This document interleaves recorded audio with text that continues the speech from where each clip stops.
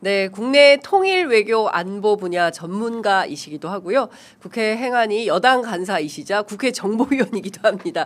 더불어민주당 윤건영 의원님 모시고 다양한 정치 현안 여쭤보도록 하겠습니다. 어서 오십시오. 네, 구로울의 윤건영입니다. 네, 의원님 오시면 늘 든든해요. 감사합니다. 왜냐하면 무엇이든 여쭤봐도 다 답변을 하실 수 있는 분이기 때문에 기자들한테는 진짜 훌륭한 취재원이다 이렇게 말씀을 좀 드릴 수 있을 것 같습니다. 그나저나 오늘 세월호 12주기입니다. 네. 현장에 가십니까? 오늘 안산에? 오늘 오후에도 정개특위 협상을 해야 돼가지고요. 마무리 협상을 해야 돼서 아마 못 갈 것 같아요. 예. 그날 기억하시죠, 의원님? 기억하죠. 예. 그걸 어떻게 잊겠어요. 예. 그러니까요. 저도 그때 제가 오마이뉴스 정치부장하고 있을 때인데 분명히 YTN에 그리고 그쵸. MBC의 전원구조 그래서 다 이제 아이들 구했구나 해서 제가 상암동으로 회의하러 들어갔거든요. 맞아요. 여의도에 있다가 그 아직 잊혀지지가 않아요. 그 장면. 그때는 국회가 정론관이었잖아요. 맞아요. 네, 그래서 기자들 다 기자실에서 구했네 다 이랬거든요. 의원님 그때 어디 계셨습니까? 아침에. 그때 아마 국회에 있었을걸요. 의원님. 국회 문재인 전 그러네요. 네, 네. 있었는데 세월호 때마다 이렇게 가슴 한 구석에 돌덩이가 크게 있는 것 같은 느낌이 들어요. 그래서 우리가 잊지 말자고 했는데 진짜 잊지 않은 건가?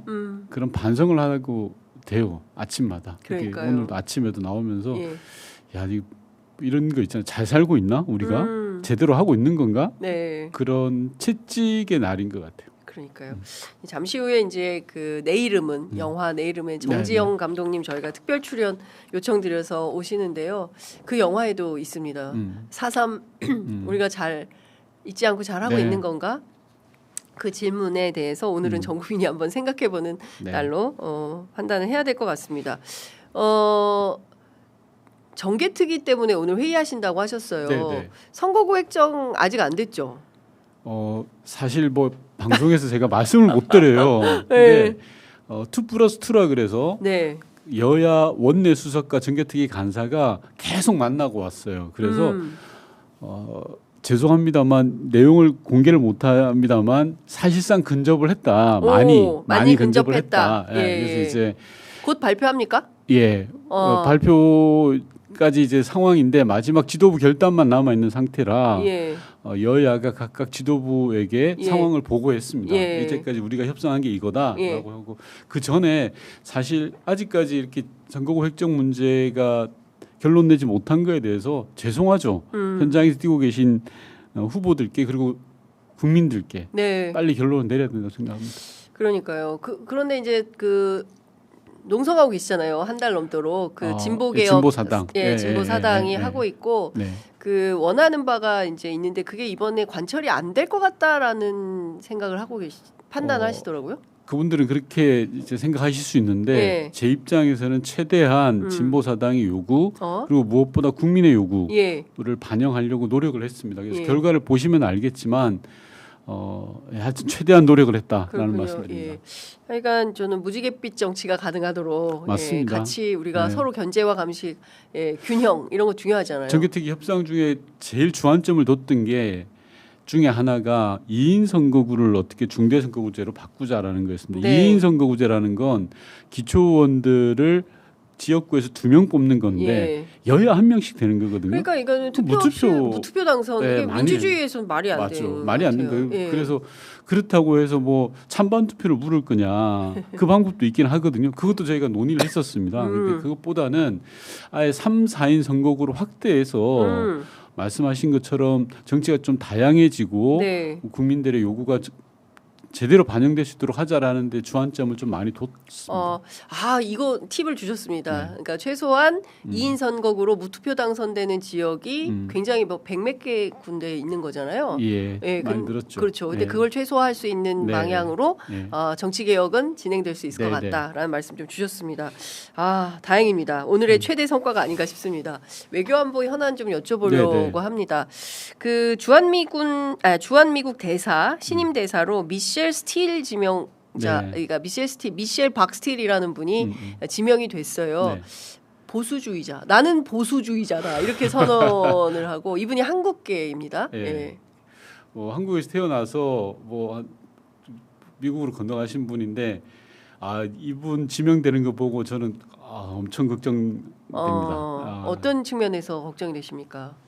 두 가지가 있습니다. 양론이 있는데요. 하나는 긍정적인 것부터 우선 이야기 드릴게요. 네, 긍정 좋아요. 우리가 좋게 봐야 되는 거. 이분 정치인이세요. 정치인이죠. 정치인은 뭐냐? 성과를 내려고 해요. 그리고 트럼프 대통령이랑 직거래가 가능해요. 그러니까 이분이 뭔가의 선한 의도를 가지고 대사로서 적극적으로 하면 이전보다는 훨씬 더 성과를 낼 수 있는 위치에 있어요. 그리고 위급한 상황이나 중요한 문제를 풀어야 될 때 트럼프 대통령과 직거래가 된다라는 점이 아주 중요한 장점이에요. 우리로서는 적극적으로 활용해야 될 부분이에요. 근데 부정적으로 보는 부분이 하나가 있는데 이분이 성향이 정말 보수적이세요. 뭐 보수가 뭐 욕먹을 짓은 아닙니다. 다만 한반도 문제를 풀어가는 데 있어서 대단히 강한 입장을 가지고 계세요. 중요한 건 북한에 대한 태도. 맞습니다. 북한과 중국의 태도가 대단히 강경합니다. 중국에 대해서도 중국의 지금 뭐 1대1로라든지 이런 부분들에 대해서는 굉장히 단호하고요. 그래서 그렇다 보면 중국과의 갈등이라든지 북한과의 긴장이라든지 이런 부분들에 대해서는 저희들이 좀 하나의 리스크 요인을 안고 있는 부분이 있죠. 그래서 장단이 있다라고 봐야 될 것 같습니다. 물론 이제 북한도 적대적 두 국가론을 표방하고 있기 때문에 우리로서는 지금 뭐 남북 관계를 지금 단계에서 막 급격하게 진전시킬 수는 없는데 지금 중요한 거는 5월달에 미중 정상회담이 맞습니다. 예정돼 있어서 미중 정상회담을 기화로 한반도 평화 문제를 조금 더 적극적으로 풀 수 있는 계기가 마련되지 않을까 했는데 이분이 거기에서 어떤 역할을 하게 될지 그게 조금 미스테리한 지점인데요. 시기를 잠깐 작년으로 돌이켜 보시면 작년 에이펙 때 트럼프 대통령이 경주에 오면서 계속 김정은에게 요청을 했죠. 만나자. 그때 주한미 대사가 없었어요. 공석인데 케빈이라고 코리아 아메리칸을 대사 대리로 임명해서 실무적인 작업을 했단 말이에요. 그 인물의 역할은 이런 거라고 저는 생각해요. 트럼프 대통령이 한국에 왔는데 만약에 시진핑과의 협상이나 시진핑과의 회동이 잘 안 됐을 경우에 일종의 보험용으로 김정은을 택한 픽을 이제 올려놨던 거라고 생각을 하거든요. 저는 그 과정에서 실무를 케빈이 담당을 했었는데 그 임무를 다 하고 이번에 미셸 스틸 지명자를 지명한 건 판을 새롭게 한번 짜보겠다라는 거거든요. 미국 입장에서. 미국 입장에서는. 그래서 제가 아까 말씀드린 장단을 보면 장점인 측면에서 보면 트럼프 대통령 입장에서 내가 잘 알고 나랑 통하고 하는 사람을 보내서 한반도 문제를 한번 풀어볼까라는 생각도 있는 반면에 반대로 보면 무슨 문제를 풀어 특히 중국 이야기 한번 붙어봐야 되겠는데 라고 생각할 수도 있는 양가적인 입장이 있는 거예요 지금. 그럼 두중 어떤 게 6대4, 5대5, 7대3 어떤 측면이 더 강할지 이게 이분 굉장히 중요한 포인트입니다. 우리 입장에서는 이분을 상황 관리를 잘할 수 있도록 맞습니다. 우리도 노력을 해야 돼. 외교적 노력을 가해야 돼요. 엄청나게 중요한 걸 말씀하셨는데요. 저는 그래서 선입견을 가질 필요가 없다. 최근에 방송을 보면 유튜브라든지 방송을 보면 이분에 대해서 대단히 보수적이다라고 이야기하시는 분들이 맞습니다. 보수적인 분인데 보수가 나쁜 거 아니거든요. 보수적인 분이 한반도 문제를 제대로 풀어가면 돼요. 그러려면 우리 정부나 우리 외교가나 저 같은 사람들이 이 지명자에 대해서 보다 적극적으로 노력을 해야 됩니다. 선입견 가지지 말고 특히 저는 정보 제공이 대단히 중요하다고 생각하는데요. 미국의 공화당 인사들이나 미국의 주류 인사들이 왜 보수적인지 아세요? 왜 그런 겁니까? 조선일보만 보니까 그런 거예요. 한국의 언론이 이렇게 많은데 왜 조선일보만? 네? 그러니까 정보의 제공의 소스가 다양해져야 된다라는 말씀을 드리고 싶은 거예요. 아니 뉴스공장에 이제 동접도 30만인데 그것도 같이 좀 보시면 안 되나? 봐야죠. 봐야 되죠.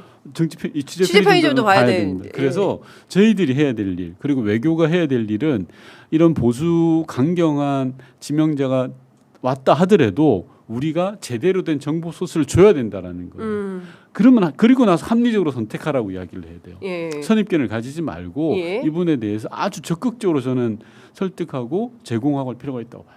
그러니까 이분에게 새로운 다른 여론이 있다라는 것을 그러면 안보실 외교부 소위 얘기하는 NSC 차원에서 이분을 잘 관리해야 하는 것이 우리 정부의 뭐랄까 노력이 받기 필요하다 이렇게 말씀 좀 주시네요. 제가 예를 하나 드릴게요. 에피소드 하나 드리면 문재인 정부 때 정의용 안보실장이 있었어요. 당시에 정의용 안보실장의 카운터 파트너가 미국의 맥마스터 안보보좌관이었어요. 정말 이 양반 군 출신 인사로서 보수적인 사람이에요. 진짜 찐 보수예요. 근데 당시에 정의용 실장이 어떻게 했냐 그러면 거의 문안 인사들이다시피 했어요. 맥모닝이에요? 맥모닝 한 거예요. 그리고 맥모닝? 심지어 맥마스터 집에까지 가서 서너 시간을 이야기했어요. 집까지 가서. 그렇게 해야 이게 그런 게 아닙니까? 아무리 생각하는 바는 다르지만 내가 성의를 가지고 정성껏 내가 가진 내용을 설명하면 움직이거든요. 그래서 나중에 맥마스터가 크게 저희한테 도움이 됐던 적이 꽤 있어요. 그 상황 관리하는 데 그렇죠. 있어서. 그래서 저는 그런 지점들을 좀 잘 봤으면 좋겠다는 말씀드리고 있습니다. 어제 강훈식 비서실장도 4개 나라 다녀와서 제일 많이 쓴 단어가 정성이었어요. 맞아요. 우리 정부가 정성을 다하니까 저쪽에서도 반응이 오더라라는 건데요. 실제로 얼마나 애정을 가지고 노력하느냐에 따라서 상황은 변경될 수 있다라는 말씀 좀 주신 걸로 이야기했습니다. 외교가 하이테크처럼 보이지만 가장 1차원적인 게 외교. 만나서요. 일단 만나야 되고 그리고 술밥 하고요. 뭐 이렇게 적극적으로 해야 되는 겁니다. 그렇군요. 외교도 기자들 취재하는 거하고 별로 차이가 없네요. 기자들도 정성을 다하면 취재원의 마음이 열리거든요. 다만 그런 과정에서 정확한 데이터가 필요하죠. 상대를 설득시킬. 그냥 만나서 술밥 먹는 거는 정말 저차원적인 거고요. 그거는 이제 윤석열 스타일이고.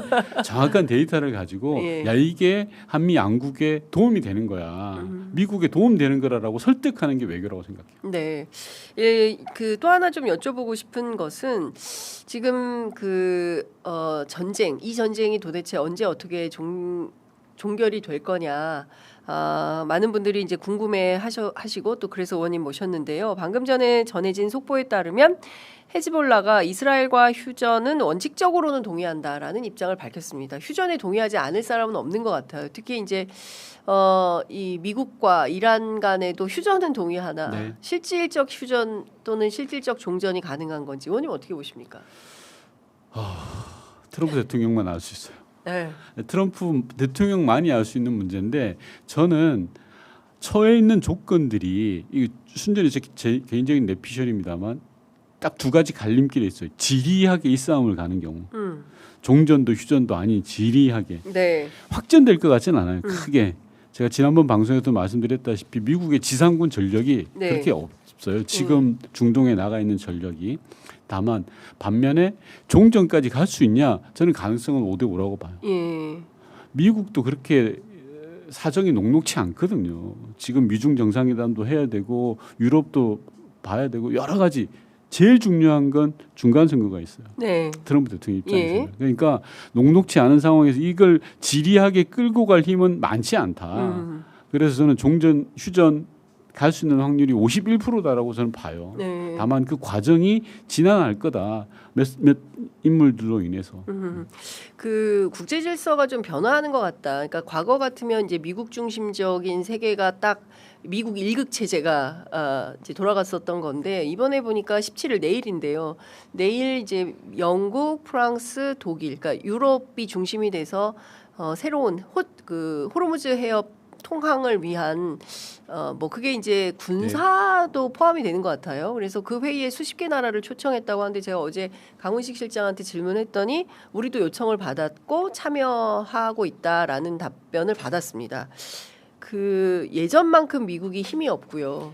미국이 자초한 거죠. 이 전쟁이 끝나면 국제 질서가 어떤 방향으로 될까요? 중국이 상당히 부상을 하게 될 걸로도 보이는데요. 우선 전제는요. 하루아침에 변화가 있지는 않습니다. 외교라는 건 오랜 시간을 걸려서 가는 거라 우리는 차분하게 준비하는 게 맞고 미국 주도의 국제 질서가 하루아침에 변하지 않는다라는 건 분명한 사실이고 다만 균열이 시작됐다라고 봐야 됩니다. 균열이 시작됐다. 이전과 같은 강력한 힘을 발휘하지 못하죠. 미국이 건드렸는데 제대로 성공해내지 못하잖아요. 이런 부분들이 명확하게 보여지고 있고 중견 국가라고 하는 유럽이라든지 뭐 캐나다라든지 이런 나라들이 움직이고 있는 거죠. 야, 더 이상 이대로는 안 되겠다. 국제 질서가 이대로 가다가는 우리한테까지 피해가 올 것 같아. 왜 이전까지는 미국이 다 케어가 됐는데 네. 아니다라고 보는 거죠. 그렇기 때문에 세 번째로는 새로운 질서에 대한 태동이 시작된다라는 거고요. 네. 네 번째는 그 상황에서 대한민국의 외교가 전 대단히 중요하다. 그렇죠. 이제는 제대로 할 이야기 하면서도 네. 우리도 역할을 해야 돼요. 예. 그동안의 외교에서 조금은 더 반발짝은 더 나아갈 필요가 있다라고 네. 좀 봐집니다. 그 이재명 대통령 이스라엘 관련돼서 X에 올린 글 가지고 국민의힘 쪽에서는 어떤 비판을 하냐면 아니 평소에 하던 대로 실시 외교나 하지 뭐하러 끼어들어 가지고 그런 얘기를 해서 분란을 일으켜 뭐 이런 네. 주장을 합니다. 의원님 어떻게 보셨어요? 그 당연히 할 수 있는 말을 가지고 보편, 네. 보편, 너무나 보편적이고 상식적이고 보편 합리적인 인권. 네. 그잖아요. 예. 국민의힘이 망하는 이유가 거기에 있다고 생각해요. 저는. 예. 아니 이 국민들도 상식적인 눈에서 보거든요. 이제 대한민국의 국력이 세계 10위권입니다. 그리고 이제 먼저 받던 나라가 먼저 해주는 나라가 됐어요. 그렇습니다. 할 말은 해야죠. 그리고 보편적 인권에 관한 문제인데 그걸 왜 색안경을 끼고 보는지 이해할 수 없고요. 특히 중국의 세세 외교라고 비하하는지 저는 이해할 수가 없어요. 국민의힘이 스스로 자멸의 길로 가고 있다라는 생각이 들고 이재명 대통령이 뭐 대단한 이야기 했습니까? 아니잖아요. 네. 넌 그 처음에 X에 올린 걸 보고 대통령 올린 걸 보고 그래? 이렇게 생각했거든요. 그 이슈를 만들어서 국민의힘이 오히려 더 손해를 보고 있다고 생각해요. 정서적으로도 그렇고 지방선거를 그렇고. 그렇죠. 예전 같으면 뭐 미국에 대해서 요만큼이라도 비판적 태도를 보이면 오히려 이제 전 사회가 막 그 비난을 하는 뭐 이런 구조인데 지금은 사실 트럼프의 이런 막무가내 행태에 대해서 사실 전 국민이 다 비판을 하고 있는 거잖아요. 트럼프 때문에 시장에서 비닐봉투 하나 제대로 살 수가 네. 얻을 수 없고 이렇게 되면 이거는 문제 아니냐라는 비판을 받고 있어서 이 새로운 질서가 만들어지는 과정에서 대한민국이 할 말은 하고 우리 국격에 맞는 외교를 해야 된다라는 말씀을 좀 주셨는데요. 네. 이 그 독일이나 프랑스나 영국이 이렇게 유럽 중심의 질서를 또 가져가려고 할 때 우리는 이 지역의 안보를 어떻게 가져갈 거냐. 이것도 되게 중요한 문제인 거 아니겠습니까? 중요합니다. 근데 제가 또 다시 한번 말씀드리지만 한미 동맹의 근간을 해치자는 생각 그건 안 된다. 네. 하지 않는 게 좋다. 예. 왜냐하면 그건 너무 불안하죠. 예. 국민들 입장에서도 그렇고 예. 한반도가 지금 처해 있는 조건에서도 그렇고 예. 한미 동맹의 튼튼한 근간을 바탕으로 우리가 어떻게 해 나갈 것이냐에 대한 고민이 필요한 거고요. 그 과정에서 한미일 협력 부분도 저는 뭐 짚고 넘어가야 될 부분이라고 생각합니다. 동맹이라고까지는 이야기하지 않더라도 네. 한반도를 둘러싸고 있는 여러 열강들의 태도 속에서 우리가 지켜야 될 원칙은 확고히 하자라는 거고요.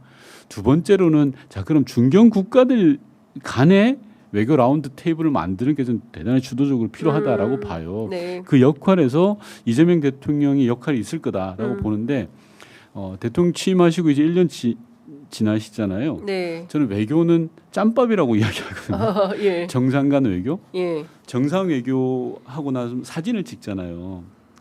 맨 가운데 찍는 사람이 일단 기본은 미국으로 깔고 있고요. 미국 주변에 있는 사람들은 짬밥 오래된 사람들이에요. 네. 신참들은 저 멀리 있고 고참일수록 가운데 있습니다. 이게 외교는 관계고 짬밥인데 이재명 대통령도 이제 1년 차 되시고 2년 차 접어들어서 이제 역할을 보여주셔도 되겠다라는 생각이 들고 조금 더 보폭을 넓히셔도 될 것 같아요. 올 초에 이재명 대통령 첫 번째 순방 국가가 중국이지 않았습니까? 네. 소위 얘기하는 셀카 외교 이걸로 굉장히 화제가 됐었고 뒤이어서 방문한 나라가 일본이었어요. 물론 이제 도착하자마자 검찰개혁 관련되는 SG가 나와서 다들 깜짝 놀라긴 했었습니다만 당시에 그 오사카에서 강조한 내용은 한중일 협력. 였어요. 이재명 대통령. 그러니까 대한민국 외교가 이제 이 동아시아의 그 질서를 어떻게 할 거냐. 결국에는 한중일 세 개 나라가 문화를 비롯해서 여러 가지 외교 관계 협력을 가져가야 이 지역의 평화와 안정 뭐 이런 게 유지되는 거 아닌가라는 판단을 하는데 그 부분은 좀 어떻게 보십니까? 저는 뭐 아주 대단히 유용한 전략이라고 보고요. 이재명 대통령 외교는 실용이거든요. 그러니까 비교를 해볼게요. 네. 윤석열은 어떻게 했냐면 한미일 대 북중로의 대결 구도를 만들었어요. 맞습니다. 그러니까 야, 우리가 힘이 더 훨씬 세. 예. 쟤들 그냥 쉬운 문제야. 예. 그래서 한미일 안보 동맹 뭐 이런 식으로 갔단 말이에요. 네. 그럼 당연히 북중로가 뭉치죠. 예. 불필요한 갈등과 긴장이 높아질 수밖에 없어요. 특히나 북한을 살려주는 전략이에요. 네. 왜냐하면 중국과 러시아 입장에서는 대한민국이 필요한데 괜히 북한으로 몰려가는 거잖아요. 네. 그래서 이재명 대통령이 실용적으로 그렇게 싸울 일이 아니다. 예. 한미일이 협력할 부분들에 대해서는 적극적으로 예. 대단히 실용적이라고 생각하고 국익에 부합하는 외교 전략이라고 생각을 해요. 네. 그래서 저는 그 부분은 절대 흔들리면 안 되고 특히 북방 정책 부분은 우리가 절대 포기해서는 안 됩니다. 한반도의 안전과 평화를 위해서 반드시 필요하다고 생각하고요. 예. 러시아와도 우리가 예. 나쁘게 지낼 이유가 없어요. 예. 왜요? 그렇죠. 그 갑자기 의원님 그 미셸 박스틸이라는 사람이 문재인 정부 때 볼튼 같은 일을 할 뭐 어떡하지? 라는 생각이 걱정이죠. 갑자기 급습합니다. 예. 예. 앞서 말씀드린 것처럼 그 가능성을 배제할 수 없어요. 볼튼식으로 할 수 예, 있다. 배제할 수 없어요. 다만 제가 아까 예를 들었듯이 맥마스터처럼 네. 우리가 적극적으로 설득을 해서 우리 우군으로 만드는 작업들 네. 그리고 그렇게 해 나가는 게 대단히 중요하다고 생각합니다. 네, 그 정동영 통일부 장관이 한반도 평화 특사 계속 그 좀 임명을 해서 남북 관계를 좀 돌파구를 마련해야 된다라는 주장을 하시는데요. 그건 좀 어떻게 들으십니까? 얼마나 답답하시겠어요. 주무장관이시잖아요. 뭔가 돌파구를 만들어야 되는데 북한 애들도 저러지 답답하시겠죠. 예. 그래서 뭐 그런 제안 충분히 하실 수 있다고 생각하고 네. 제가 드릴 수 있는 말씀은 조금 차분하게 보셔도 괜찮겠다. 지금 상황에서는 네. 상황이 좀 좌지우지하는 국면이다 지금. 예. 그런 상황에서 조금 차분하게 보시면서 기회를 보는 것도 한 방법이겠다라는 말씀 드리고 싶어요. 그 5월 미중 정상회담 이후에 북미 관계 개선도 가능하겠나라는 그 전망을 하시는 분들도 계시는데 의원님은 그건 어떻게 보십니까? 저는 실질적인 진전으로 이어지기는 힘든 구조다. 북미 관계가. 예, 북미 관계가. 예. 왜냐하면 북한의 허들이 너무 높아요. 핵이 워낙 고도화돼 있고 네. 북한의 뒷배가 생겼죠. 든든하게 러시아라는 뒷배가. 그리고 말씀드렸지만 북한의 경제가 나쁘지 않아요. 지금요? 네, 좋아요. 경제 성장률이 코로나 이후 역대 최고예요.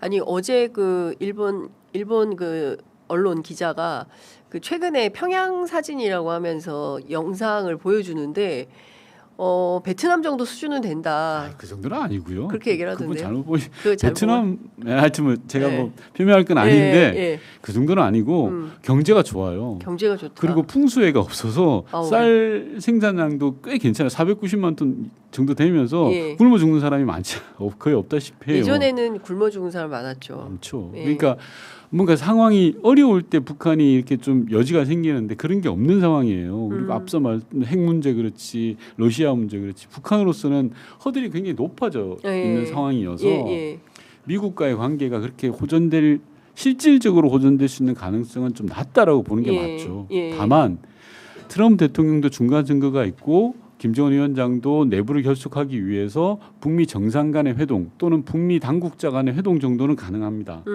보여주기를 위한 회동이라고 하더라도 그 정도에서 봐야지 큰 기대를 가지고 접근할 일은 아니다. 지금 상황에서는. 네, 그렇군요. 아무리 뭐 솔직하고 대범한 사람이라고 평가는 해도 그네들도 자기들의 국익 관점에서 보기 때문에 남한이라고 해야 됩니까? 이제 한국과의 관계라고 해야 되겠죠. 한국과의 관계에 있어서 그렇게 녹록치만은 않을 것이다. 이제 이렇게 보시는 거군요.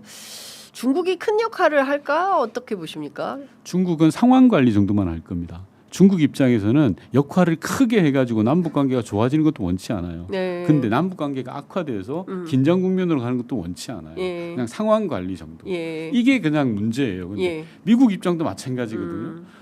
한반도가 상황이 좋아지는 것을 미국이나 중국이나 내심 원치 않아요. 상황 관리하는 거죠. 그래서 미국은 전략적 인내라고 오바마 정부 때 내세웠던 전략이 있죠. 하나도 되는 게 없어요. 이런 돌파구를 만들어내야 되는 게 우리 역할입니다. 네. 자, 의원님 부산 출신이세요. 그래서 누구보다 영남권 사정을 잘 알고 계시고 민주당에서 전략도 오래 하시고 하정우 수석. 요즘 제일 핫하죠. 예, 요새 제일 뜨거워 하정우 수석인데요. 그 어제 강훈식 비서실장은 본인이 결정할 문제지 뭐 그거를 뭐 남들이 얘기해줄 수 있는 거 아니다 이런 입장을 피력했고 전재수 의원과 정청래 대표는 좋아합니까? 사랑합니다. 뭐 이렇게 답변을 했어요. 어떻게 보세요? 일단 되게 힘들 것 같아요. 하정우 수석이. 본인이 네, 제 경험치로 보면 청와대 내에 있는 참모들은 막 이렇게 구설에 오르고 막 언론 오르는 거 별로거든요. 이거를 구설이라고 표현하시네. 그렇지 않아요? 참모라면 청와대 참모로서는 구설에 오른 거다. 모시기에 모시는 사람 대통령만 빛나는 게 참모의 역할이거든요. 비서는 입이 없다. 그런 상황에서 대통령만 빛나야 되는데 참모가 막 자꾸 핫한 거에 대한 부담이 있을 거예요. 되게 걱정도 스럽고 그래서 고민 많으시겠다라는 게 이제 하정우 수석 상황일 것 같고 뭐 저는 강훈식 실장 말이 맞죠. 본인이 결단해야죠. 대의를 위해서 어떻게 할 거냐에 대한 고민이 정말 깊을 거로 봐져요. 당 차원에서는 당의 입장에서는 하정우 수석 같이 핫한 분이 내려오시고 또 젊고 능력 있으신 분이 내려와서 부산 선거의 구도를 좀 만들어 줘라라고 할 수 있죠. 왜냐하면 전재수 시장 후보가 지금 지지율 잘 나오고 있습니다만 그 지역이 부산 유일의 민주당 지역이거든요. 맞습니다. 혹여라도 잘못되면 어떡하냐라는 부산에 한석도 없게 되는 거예요. 그런 문제가 생기죠. 그러면 이재명 정부의 국정 운영에 있어서도 크게 좋은 영향은 끼치지는 않거든요. 그러니까 당에서는 최선의 카드를 찾고 싶은 거고 그러다 보니까 하정우 수석에 대한 호출이 있는 거죠. 다만 하정우 수석 입장에서는 이제야 한 1년 정도 해서 내가 뭔가 AI 정책을 좀 만들어 보고 싶다라는 상황에서 고민이 많겠죠. 근데 그 문제를 푸는 건 본인밖에 없어요. 결국 본인의 결단 문제다. 어떻게 할지 나갈지 고면 고고 스톱이면 스톱이고 결국에는 하정우 스스로 밝혀야 된다. 한동훈을 꺾을 후보가 있어야 되는 거 아닙니까? 민주당 입장에서는. 한동훈 저는 뭐 그렇게 관심 줄 필요 없다고 보는데요. 그래요? 만덕동으로 이사 갔다는데. 만덕은 저희 형님이 사시던 동네에서 잘 아는데요. 만만치 않아요. 만덕동 만만치 않다. 만덕을 너무 만만하게 봐요. 만만한 동네가 아니다. 거기서 전재수 의원이 3번 한 근게 흐름이 있어요. 그 동네가 아무 연고도 없이인데 가가지고 될 일이 아닌데 그분. 그렇군요. 짠해요. 짠하다. 짠하다는 의미가 뭐 복합적입니다. 알겠습니다. 자, 시간이 다 돼서 오늘 말씀 여기까지 듣겠습니다. 역시 무엇이든 물어보세요. 버튼 누르면 자판기형 국회의원이시라고 저희가 불러도 될 것 같습니다. 의원님 말씀 잘 들었습니다. 고맙습니다. 감사합니다.